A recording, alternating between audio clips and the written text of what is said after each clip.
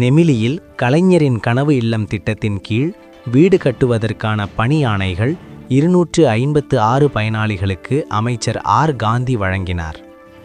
ராணிப்பேட்டை மாவட்டம் நெமிலி, அரக்கோணம், சோளிங்கர் ஊராட்சி ஒன்றியத்தில் மொத்தம் 256 பயனாளிகளுக்கு 2026-27 நிதியாண்டிற்கான கலைஞரின் கனவு இல்லம் திட்டத்தின் கீழ் வீடு கட்டுவதற்கான பணி ஆணைகள் வழங்கும் விழா நெமிலியில் உள்ள தனியார் திருமண மண்டபத்தில் நடைபெற்றது.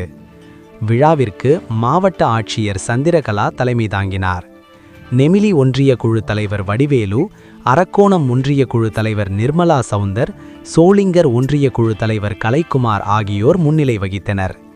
சிறப்பு அழைப்பாளராக கைத்தறி மற்றும் துணிநூல் துறை அமைச்சர் ஆர் காந்தி கலந்து கொண்டு நெமிலி ஊராட்சி ஒன்றியத்தில் 150 பயனாளிகளுக்கும், அரக்கோணம் ஊராட்சி ஒன்றியத்தில் 58 பயனாளிகளுக்கும், சோளிங்கர் ஊராட்சி ஒன்றியத்தில் 48 பயனாளிகளுக்கும் மொத்தம் 256 பயனாளிகளுக்கு கலைஞரின் கனவு இல்லம் திட்டத்தின் கீழ் வீடு கட்டுவதற்கான பணி ஆணைகளை வழங்கினார்.